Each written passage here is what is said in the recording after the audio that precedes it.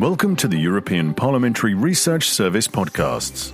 In this podcast, we'll talk about de-risking Europe's global critical supply chains, one of the 15 risks identified and analysed by the EPRS in their Future Shocks 2023 report. Want to know more? Stay with us. Supply chains are entangled webs of companies, resources, activities, and technologies involved in the production and delivery of goods. Today's global economy relies on such chains, and the EU even more than the US and China. Now, to understand how wide and complex these chains are, just consider that a global car manufacturer can have more than 18,000 suppliers involved in its production process, and disruptions at one point in the chain due to natural disasters, wars, terrorist attacks or cyber attacks can have huge global repercussions, as we saw during COVID-19 or in the more recent context of Russia's war on Ukraine. So the hardening geopolitical environment, the rise of protectionism, and the pandemic triggered a debate on decoupling vulnerable supply chains in order to increase their resilience and reduce dependencies on foreign suppliers such as China, which currently supplies the EU with all the heavy rare earth elements it needs to produce electric motors or wind turbines, key technologies for the EU's green transition. So, while more strategic autonomy in this field is necessary, the EU knows that full decoupling from China is neither possible nor desirable. So the tone of the debate has shifted towards de-risking. Now, what does it actually mean? De-risking is a more nuanced way of ensuring Europe's resilience and strategic autonomy when it comes to supply chains. It can be achieved by increasing domestic production, ensuring greater autonomy in critical raw materials through trade tools and global cooperation.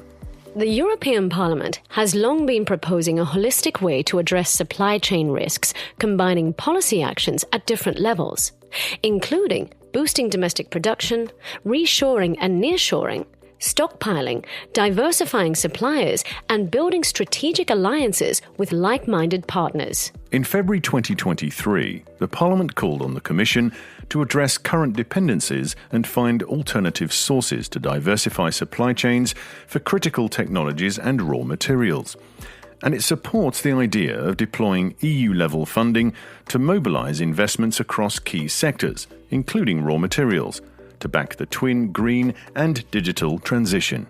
So how has the EU responded to this challenge so far? Stay with us. Well, so far, the EU has applied a mix of domestic and external policy measures to try and increase the resilience of global critical supply chains. And private companies are doing their own homework too. To address the pressing issue of critical raw materials supply, for example, the European Commission adopted an action plan to develop resilient value chains. This resulted in the establishment of a European Raw Materials Alliance and was complemented later by a regulation and a new Act on Critical Raw Materials. The EU has also tried to improve security of supply for net zero technologies through initiatives like the Net Zero Industry Act, and is supporting industrial alliances at EU level to expand domestic production and technological breakthroughs in strategic sectors such as aviation, photovoltaics, hydrogen, batteries, chips, or semiconductors. To back these efforts, the EU has adopted or proposed new legislation in key sectors like the European Chips Act, the battery regulation, or the new pharmaceutical legislation. The war in Ukraine has also brought to the spotlight the need to ensure the EU's security of energy supply.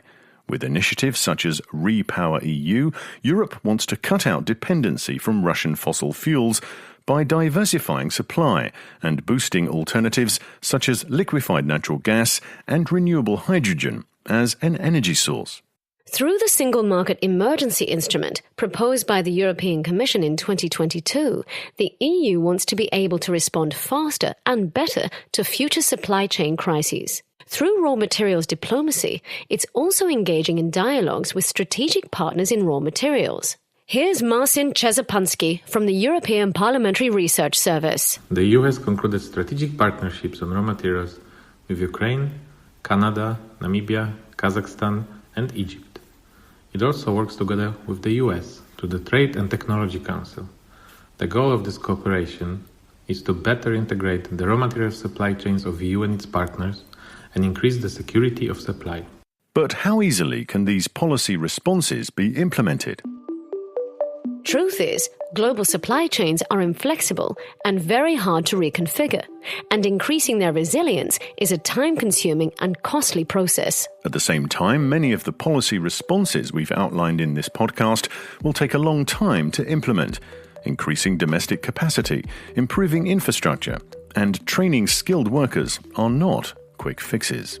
Furthermore, the main actors in control of many key supply chains are private companies, which may have other objectives in mind than public institutions. As supply chains are increasingly affected and shaped by new disruptive forces, ranging from the rise of new technologies to changing geopolitical circumstances, the risk of policy not catching up with the unfolding reality is higher than ever. What's clear is that since global supply chains are facing a rising number of dynamic challenges, there is no one way to go about increasing the resilience of global supply chains, but rather a complex mix of policy actions at different levels and across different fields that should be explored. And this, while taking into account that global supply chains are not uniform, but have their specific characteristics and dynamics.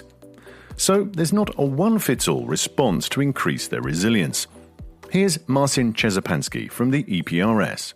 The EU needs to boost investments and secure a skilled workforce to build domestic capacity and increase supply in key value chains and technologies. Innovation and research are also key to create technological breakthroughs and bring new solutions to persisting problems.